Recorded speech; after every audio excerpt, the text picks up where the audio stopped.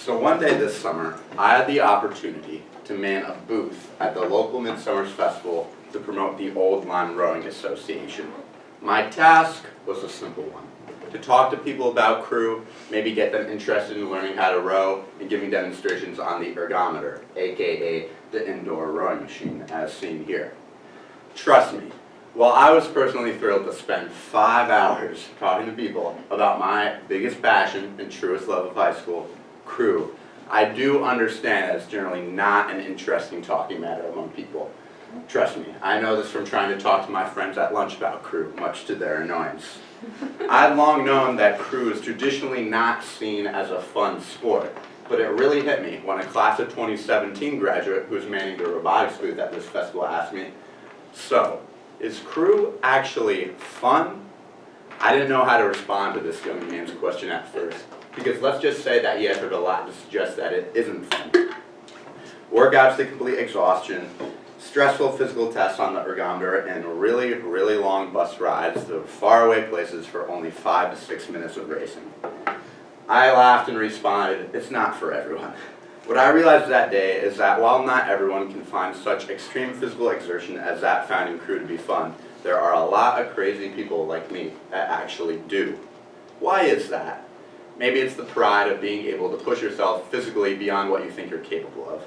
Maybe it's the joy of growing in your work ethic in a sport as hard as crew. But I don't want to get ahead of myself. First, I want to talk to you all a little bit about the history of rowing, a very interesting history.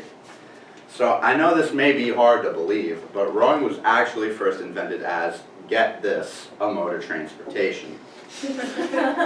The ancient Egyptians were probably among the first rowers. They started rowing in galleys, large ships propelled by numerous oarsmen for purposes of commerce and warfare. From that point, we would have to wait thousands of years for rowing to actually become the modern sport we all know and love.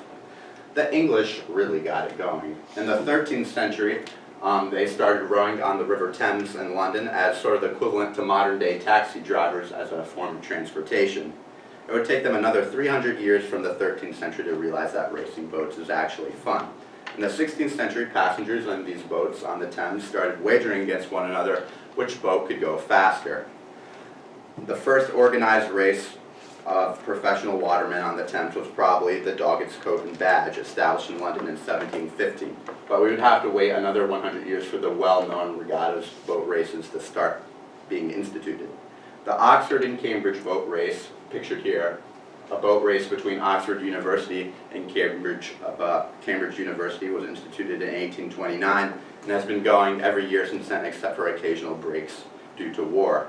Henley Royal Regatta was instituted in 1839. It's probably the most famous regatta in the world. If you ask any rower if they know about Henley, they'll probably say yes.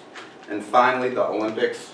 Rowing was scheduled to be part of the Olympics in 1896 in Athens, but was canceled due to stormy weather, and it was finally part of the Olympics in 1900. Women would have to wait until 1976, unfortunately. Thus, by then, rowing had entered the mainstream as a sport. But why is it more fun than it actually seems? I'll tell you why.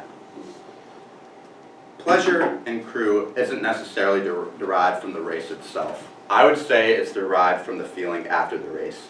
The last 500 meters of a race in crew, which is typically 2 kilometers by the way, is not the best feeling in the world. Your legs are accumulating with a stinging sensation of lactic acid, your vision is getting blurry, you can't think straight, and your brain keeps telling you, stop, you can't keep this effort up, you're going to kill yourself pushing this hard, but you have to push through it. But when it's all done, however, it's a completely different feeling from the pain. There's a tremendous feeling of relief and accomplishment that you push yourself 100% and didn't let down your teammates. With the race over, the feeling of the weight off your shoulders is great. Now, with that, I return, The feeling is great, and I think we can all relate to this feeling one way or another, whether academically or athletically. In school, for example, we all know that feeling of working so long on a research paper, spending months on it, and it's not the best, most fun experience ever. But when you hand in that big packet of your final draft, rough draft, and all your notes, and you wait for that good grade to hopefully come back, it's a great feeling to have that weight off your shoulder. And I feel that every time I start a workout or I sit on the line for a race in crew. And with that, I return to that young man who asked me if crew is actually fun. While one could say it's not, the rewards and accomplishment that comes with the thrill of pushing yourself all the way makes it very rewarding and fun for some crazy people like me. I implore you to do things that are difficult and to challenge yourself. And with that, I'll tell you my golden rule. If it's not rowing, I'm not going. Thank you for your time.